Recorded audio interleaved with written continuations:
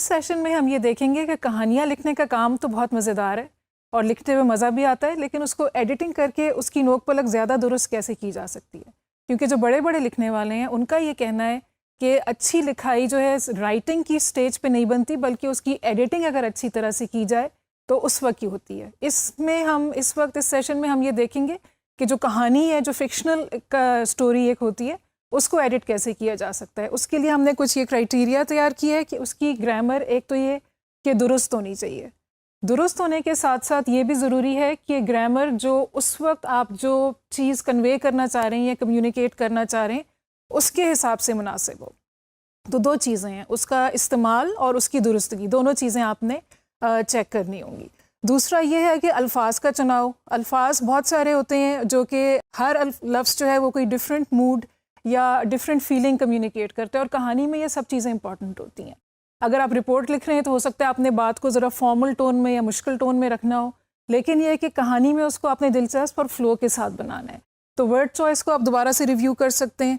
उसके अलावा tone check, उसका क्या उदास टोन है कहानी का, या लाइवली टोन है, या कोई नौजवान उसमें है जो नरेटर है जिसकी आवाज़ है, या कोई बड़ा शख्स है, कोई खौफ की फीलिंग है, सस्पेंस है, थ्रिल, उसके मुताबिक जो है वो आप उसका टोन चेक कर सकते हैं कि आया जो लिखा हुआ मवाद है वो कन्वे कर रहा है कि नहीं कर रहा। इसमें बेस्ट ये होता है कि जो चीज़ आपने लिखी है उसको एक दो दिन के लिए छोड़ दें और उसको फ्रेश पैर ऑफ आइज़ के साथ फिर दोबारा से देखें, क्योंकि जिस वक्त आप लिख रहे होते हैं आपके जहन में उसके मानी होते हैं, आपको ये नहीं याद रहता कि ये लफ्ज़ वो कम्युनिकेट कर रहे हैं या आपके दिमाग में वो मतलब है इसलिए आपको लग रहा है कि ये है, और वो दूसरे जो आपके कारी हैं, जो आपकी ऑडियंस हैं, उन तक वो कम्युनिकेट होगा कि नहीं। तो टोन चेक और ये सारी चीज़ें बेहतर होता है कि आप उसको एक दो दिन रख के और फिर उसके बाद देखें। कैरेक्टर डेवलपमेंट कहानी का एक इम्पॉर्टेंट हिस्सा है।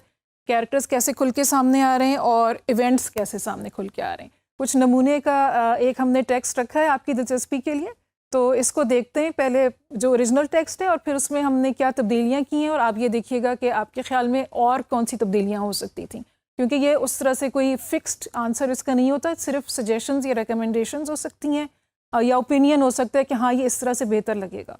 हो सकता है आप इससे ज़्यादा कोई बेहतर उसमें इम्प्रूवमेंट्स तजवीज़ कर सकते हो। So let's have a look. Parting ways कहानी का नाम है। The world is full of possibility today. Railway stations are places where people reunite or separate. For Umeed that morning, Gujranwala station was a launching pad, from where she was taking off to a whole new world, no, a universe, to a different dimension.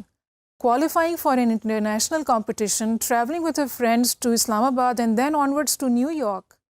Just a few weeks ago, how her favorite time had seemed depressing to her. That night when Amma had almost denied her permission for the trip. Now, the dust, the heat, and the crowded platform all seemed like a Milky Way to her as she effortlessly walked along to platform number 2, where her friends would be waiting for her. तो इसमें ये एक कहानी एक बच्ची की जो railway station के ऊपर है, किसी मुकाबले में हिस्सा लेने के लिए अमेरिका जा रही है, बहुत एक्साइटेड है, अपनी सहेलियों के साथ जा रही है, उसको मुश्किल से इजाज़त मिली है इसलिए वो बहुत खुश है। इसमें कुछ हमने तब्दीलियाँ की हैं, वो देखें उसके बाद कैसा लगता है, कुछ बेहतर हुआ है कि नहीं। द वर्ल्ड इज़ के बजाय हमने कर दिया the world was full of possibility that morning. Railway stations may be places where people reunite और separated, but for Ummeed the Gujranwala station was a launching pad from where she was taking off to a whole new world, no to a different dimension. Original में था to a new world, to a new universe, to a dimension. 3 चीज़ें थी, उसको कम करके हमने new world और new dimension कर दिया। It gets the meaning across. बहुत ज़्यादा रेपिटेशन की ज़रूरत मुझे लगा कि नहीं है। अच्छा, उसके बाद फिर है कि qualifying for the robotics competition in the US, travelling with her friends to Islamabad and then onwards to New York. उसमें हमने रोबोटिक्स का जिक्र नहीं किया था, इसमें हमने उसको स्पेसिफिक इन्फॉर्मेशन दी है कि वो रोबोटिक्स के मुकाबले के लिए जा रही है। तो उसके बाद ये है कि that night just a few weeks ago how her favorite kebabs had seemed tasteless to her. पिछले वाले में ये हमने कहा था, उसको स्पेसिफिक नहीं किया था, हमने कहा था कि जो उसके फेवरेट टाइम था उसको बोरिंग लगा था, उसमें खाने की चीज़ थी, खेलने की चीज़ थी, या कोई और आउटिंग थी, वो नहीं बताया गया था। तो इसमें स्पेसिफिक करते जा रहे हैं, and that's what makes writing powerful. That night, but Amma had almost denied her permission for the trip. Now, the dust, the June sun beating down on her veiled head, and the crowded platform all seemed like a Milky Way to her as she glided along to platform number 2 where her friends would be waiting for her. पहले ये था effortlessly walked की बजाय हमने एक word कर दिया glided. Glide का मतलब है जैसे आपने देखा होगा बतखें जब चलती हैं तो वो उसमें कोई ऊपर नीचे नहीं होता, वो स्मूथली फ्लो कर रही होती हैं, तो ग्लाइड करना उसको कहते हैं, यानी कि इंसान बिल्कुल रवानी से बहता चला जा रहा हो कहीं पे, तो वो उसमें एफर्टलेसली वॉक के लिए एक लफ्ज़ है और it gets the meaning across better. तो और एडवर्ब्स ज़्यादा ना यूज़ किए जाएं तो बेहतर है, जो कि वर्ब को डिस्क्राइब करते हैं. So that's how we've changed it. इसका सेकंड जो पैराग्राफ है, let's have a look at the original and then at the changes that we've done. She saw 3 familiar heads as she approached it. Wait, where was Sadia? She was the one who was going to lead the presentation of their project. Umeed's walk became heavy and weighed down. Sadia had worked so hard on the presentation, practiced her speaking skills. Sadia always did this. She was just so unreliable. That time when she had to bring drinks for a picnic and didn't bring enough for everyone. Sigh. तो अब ये हमारे सामने उम्मीद का character भी खुल के आ रहा है और उसकी दोस्त सादिया का भी आ रहा है जो वहाँ पे नहीं है, और उम्मीद जो है वो एकदम से उसने उम्मीद छोड़ दी है. इससे ये हमें उसके कैरेक्टर के बारे में पता लग रहा है. इसको थोड़ा सा चेंज हमने कंटेंट को कैसे किया, लेट्स हैव अ लुक.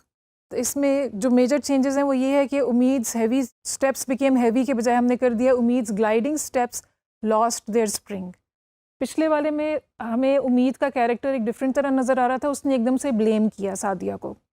उसने कहा ये अगर आई भी नहीं है उसकी वजह ये है कि ये अनरिलायबल है और ये हमेशा ऐसी करती है.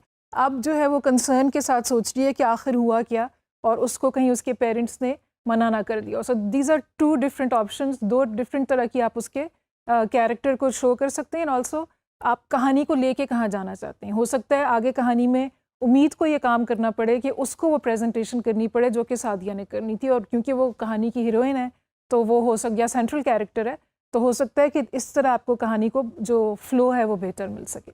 These are just suggestion, just ideas, और ये ओरिजिनल टेक्स्ट हैं जो हमने खुद आपके लिए तैयार किए हैं. Let's look at another text. It's called the rejection. Hassan Ali lived in Khamiso Goat, Karachi with his old mother. He made clay boats which no other potter could make. His customers compared them to the Titanic. He baked them so well that customers could place them inside aquariums and they wouldn't crack. They were better than the Titanic. His mother wanted him to sell them for a higher price. She said to him, "Have you seen where the prices of sugar and flour have gone?" तो ये एक मिट्टी की जो बर्तन बनाते हैं, खिलौने बनाते हैं, वो मिट्टी की कश्तियाँ बनाने वाला है, उसकी कहानी है, और वो उनको सस्ते में बेचता है और उसकी माँ उसको कह रही है कि तुम महंगे में क्यों नहीं बेचते. और उसके आगे से फिर ये आता है, Hassan Ali just laughed it of.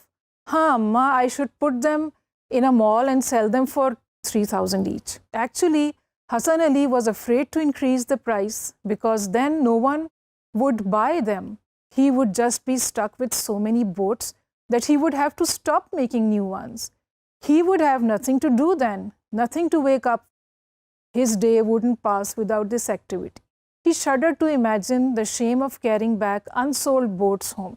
तो वो सस्ते में इसलिए बेचता था, वो डरता था कि अगर किसी ने ना ख़रीदी तो उसको कितनी शर्मिंदगी का सामना करना पड़ेगा, और वो सारी जो है बची भी वापस लेके जानी पड़ेंगी, इसलिए वो सस्ते में बेचना चाहता था. इसका एक टेक्स्ट देखते हैं. Anyone could make clay pitchers or bowls, but boats? No. Only Hassan Ali of Khamiso Goat, Karachi could make the boats. What was it that the lady from Islamabad had called his clay boathouse? Titanic. Yes, it was his hands that had the magic. It was his mind that worked out the measurements so that all the walls fit to perfection. He baked the boats so well that customers could place them inside an aquarium and they would survive it. Better than Titanic. अब इसमें देखें, हमने उसको hero बना के, हसन अली खमीसो गोट के जो हैं उसको हमने एक हीरो बना के सामने लाए हैं. उसके हाथों में मैजिक है, उसकी दिमाग में इतनी मेजरमेंट्स और इतनी आर्किटेक्चरल सेंस उसका इतना अच्छा है कि वो ये सारी चीज़ भी कर सकता है और सब कुछ परफेक्टली बना सकता है. और इसमें थोड़ा सा ड्रामा और थोड़ी सी उसकी प्रेजेंस को हमने उजागर किया. दूसरी चीज़, जैसे पिछले वाले में भी हमने कहा था, जितनी स्पेसिफिक चीज़ होगी. अब उसके कस्टमर्स में से एक, there is a lady from Islamabad जिसने कहा कि ये टाइटैनिक की तरह. It's not just generally people but a specific lady from Islamabad. तो इससे एक पिक्चर बनती है कि उसका क्लाइंटेल या उसकी चीज़ें ख़रीदने वाले कौन कौन लोग हैं, लेकिन वो फिर भी उनको सस्ते ही में बेचना चाहता है. और उसकी वजह इधर हमने दोबारा से लिखी है. वो देखते हैं आपको कैसी लगती है। Still selling them for 300 each, Hassan Ali, his old mother croaked. Said की बजाय croak का word यूज़ किया, जिसका मतलब होता है बैठी हुई सी, ज़रा जैसे खांसी से जैसे croaky सी आवाज़ हो जाती है, ख़राब सी, उसके लिए croak का word यूज़ होता है। Have you seen where the prices of sugar and flour have gone? Hassan Ali just laughed it off. हाँ, I should put them in a mall and sell them for 3,000 each. अब ये second जो उसका paragraph है, जो उसकी reasons हैं कि वो क्यों नहीं उसको ज़्यादा प्राइस करता था. The truth was that Hassan Ali was afraid to increase the price, afraid that people would not buy them if he made them expensive, afraid that what if he was stuck with so many boats that he would have to stop making them? What would he do then? What would he wake up for if not for the boats? How would he know it was time for lunch except by checking if he had made 6 boats yet? Imagine the shame of carrying back unsold boats home, the rejection. इसमें भी same information convey की गई है, लेकिन इसमें afraid का word कई दफ़ा यूज़ हुआ है, 2-3 सेंटेंसेस के शुरू में यूज़ हुआ है. वो उसका एक इम्पैक्ट है और उसका एक वो एम्फोसिस है कि उसका खौफ है इतना ज़्यादा. इसमें क्वेश्चंस पूछे गए हैं जिससे कि उसकी ज़िंदगी का एक पेथोस सा है, उदासी सी है कि उसकी ज़िंदगी में और कुछ भी नहीं है, सिर्फ वो यही करता है जिससे कि उसको जो है अपनी ज़िंदगी का कोई मकसद मिलता है. इसलिए पैसे कमाना उसका मकसद नहीं है, बल्कि this is what makes him feel useful और that's why he does it. तो ये कुछ हमने आपके लिए तैयार किया. और इसी तरह जब आप भी अपना टेक्स्ट बनाएं तो उसको ज़रूर देखें. ज़रूरी नहीं है कि उसको किसी तब्दीली की ज़रूरत हो, और ये भी हो सकता है कि उसमें कोई बेहतरी लाई जा सकती हो. सिर्फ उसको कुछ ऐसी चेंज करने के लिए चेंज ना करें, बट देखें कि उसका सीक्वेंस, उसका फ़्लो, उसके इवेंट्स कैसे चेंज किए जा सकते हैं ताकि वो ऑडियंस के लिए इंटरेस्टिंग हो.